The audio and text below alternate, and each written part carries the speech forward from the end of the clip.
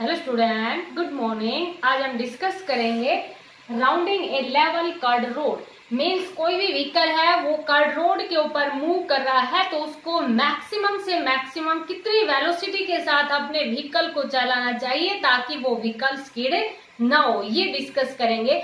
Means अभी हम only level curd road की बात कर रहे हैं विदाउट बैंकिंग। नेक्स्ट टॉपिक में हम डिस्कस करेंगे बैंकिंग ऑफ रोड के बारे में। बैंकिंग ऑफ रोड जैसे कि आपने देखा होगा कोई भी हाईवे पे या इस तरह से जब सर्कुलर रोड होता है तो उसके जो किनारे हैं वो इस तरह से ऊंचे उठाए रखते हैं तो उसको बोलते हैं बैंकिंग ऑफ रोड। यहाँ पर अभी हमारे पास क्या है, एक लेवल कर्ड रोड है तो वहां पर कोई भी व्हीकल है उसकी मैक्सिमम वेलोसिटी कितनी होनी चाहिए ताकि वो नहीं फिसले। स्किड का मतलब नहीं फिसले, ठीक है। तो वो अभी हम डिस्कस करें।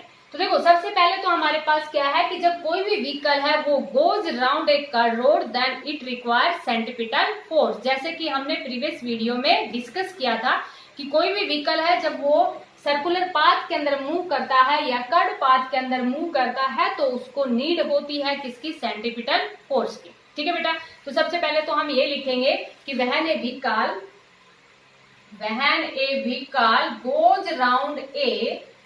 goes round a curved road. It requires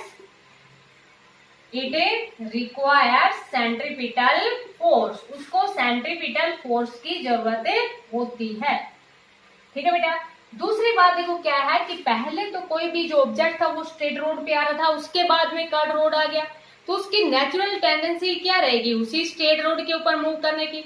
लेकिन यहाँ पर कर्व रोड है हमारे पास, जैसे कि ये कर्व रोड है, पहले तो स्ट्रेट रोड था, उसके बाद में इस तरह से क्या आ गया, एक कर्व रोड आ गया। जैसे कि ये व्हीकल है, कोई भी व्हीकल ले लिया, ठीक है बेटा, ये कोई भी एक व्हीकल ले लिया, ये कर्व रोड आ गया।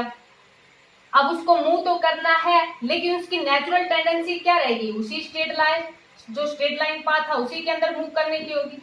तो जो फोर्स ऑफ फ्रिक्शन है between the tyres and road ये प्रोवाइड करेगा necessary centripetal force.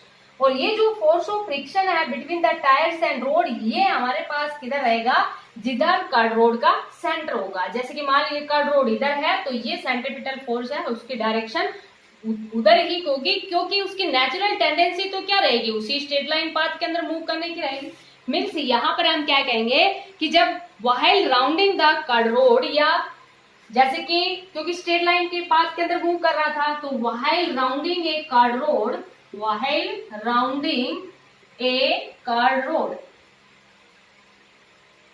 it have natural tendency to move on straight line on a straight road। समझ में आया बेटा, क्योंकि वो पहले किधर मूव कर रहा था, मीन्स पहले वो स्ट्रेट रोड से ऐसे आ रहा था, उसके बाद में तो कर्व रोड आया तो उसकी नेचुरल टेंडेंसी है वो तो क्या रहेगी, उसी स्ट्रेट रोड के ऊपर मूव करने की रहेगी। लेकिन कर्व रोड है तो उसके ऊपर मूव भी करना पड़ेगा। तो ये जो हमारे पास यहाँ पर जो इसको अपोज करेगा तो वो क्या रहेगा, force of friction between the tyre and road oppose this tendency. क्या कहेंगे, the force of friction between the tyres and road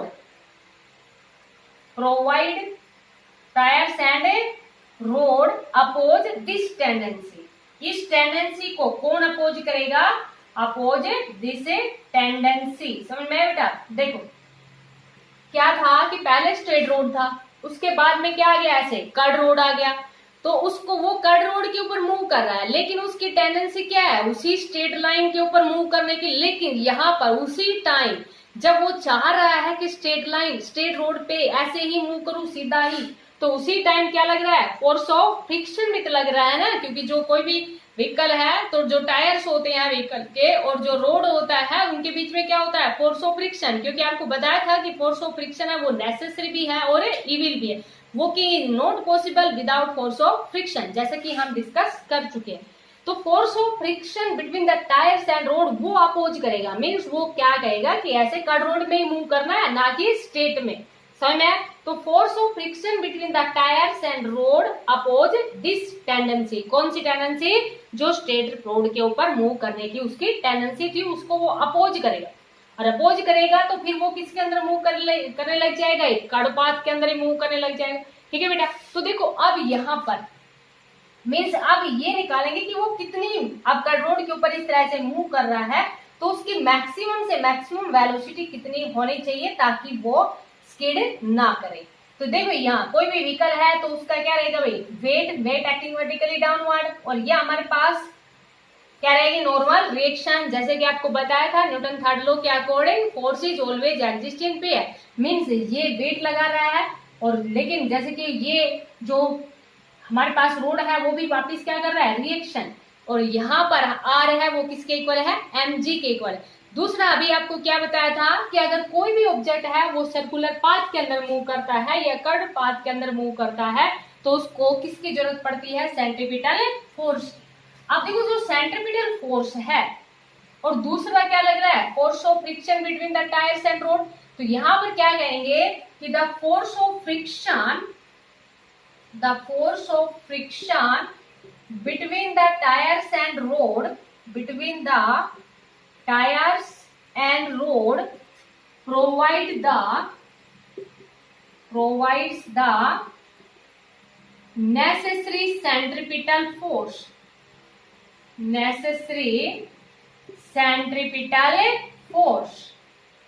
समझ में आ गया बेटा? देखो सेंट्रीपिटल फोर्स भी लग रहा है, दूसरा हमारे पास क्या लग रहा है? Force of friction between the tyres and road भी लग रहा है।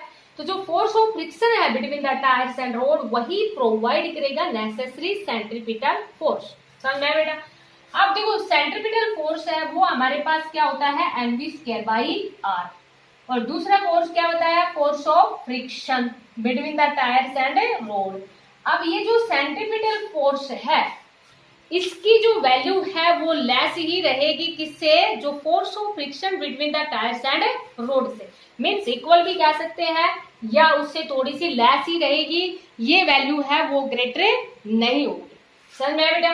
क्योंकि force of friction between the tyres and road है उसकी वैल्यू उसके इक्वल भी हो सकती है या उससे थोड़ी सी ज्यादा भी हो सकती है, क्योंकि अगर ऐसा होगा तभी वो कर्व पाथ के अंदर इस तरह से मूव करेगा, क्योंकि मेन तो क्या है? Force of friction between the tyres and road ही है। नहीं तो सेंट्रीपिटल फोर्स तो लगता ही है जब कोई भी ऑब्जेक्ट है वो सर्कुलर पाथ के अंदर मूव करता है। ठीक है बेटा? तो इक्वल भी ले सकते हैं, लेस भी ले सकते हैं। तो देखो यहाँ से we know that coefficient of friction के ऊपर डिपेंड करता है फोर्स ऑफ फ्रिक्शन। तो F is equal to mu R, और आर अभी बताया था किसके इक्वल है? mg के इक्वल। तो यहां से हमारे पास ये किसके इक्वल आ गया? mv²/r is less than mu R, और r की जगह हम क्या पुट कर देंगे? mg।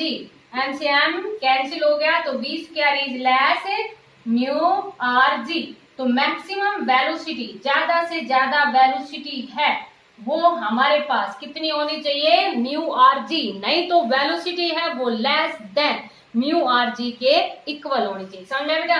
तो यहाँ पर जो मैक्सिमम वेलोसिटी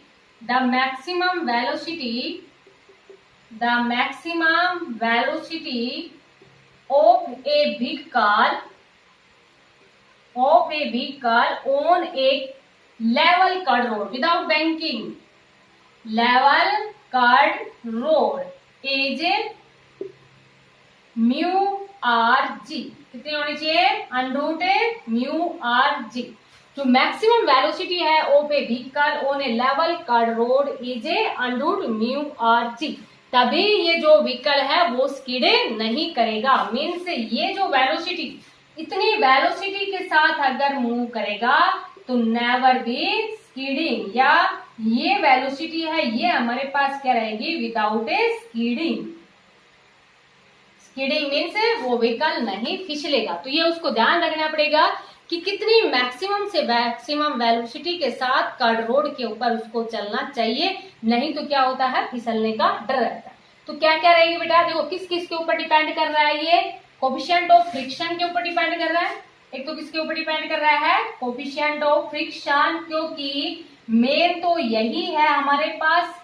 अब देखो इसके इविल भी है, मीन्स डिसएडवांटेजेस भी है, क्योंकि यहाँ पर तो आप क्या देख रहे हो कि सारा का सारा जो डिपेंड है वो फोर्स ऑफ फ्रिक्शन के ऊपर डिपेंड है, और अगर फोर्स ऑफ फ्रिक्शन ज्यादा हो जाएगा तो इस तरह से रोड भी ज्यादा टूटेंगे फूटेंगे, और जो टायर्स हैं वो भी ज्यादा घसेंगे तो उसके लिए फिर ज्यादा घिस जाएंगे तो उसके लिए फिर दूसरे चेंज करने पड़ेंगे।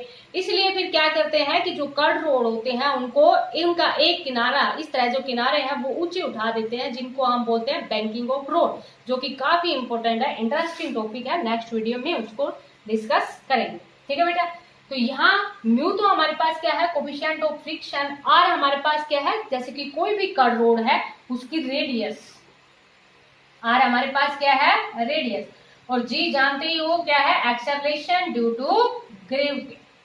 तो जैसे कि मान लीजिए कोई भी न्यूमेरिकल है हमारे पास जिसमें कोफिशिएंट ऑफ फ्रिक्शन भी दे दिया और ये भी कह दिया जैसे कि 100 मीटर रेडियस है, और जी एक्सेलरेशन ड्यू टू ग्रेविटी 10 दे रखा है तो 10 ले लोगे, 10 नहीं दे रखा तो आपको कितना लेना है फिर 9.8। तो जैसे कि मान लीजिए कोई भी हम जनरली न्यूमेरिकल ले लेते हैं, जनरली न्यूमेरिकल के लिए ये ले लिया कि कोई भी व्हीकल है moves on a curved road of radius 100 metre and the coefficient of friction है between the tyres and road है, वो हमारे पास कितना ले लिया, कुछ भी ले लो, 0.8 ले लिया जैसे, या 0.2 ले लिया।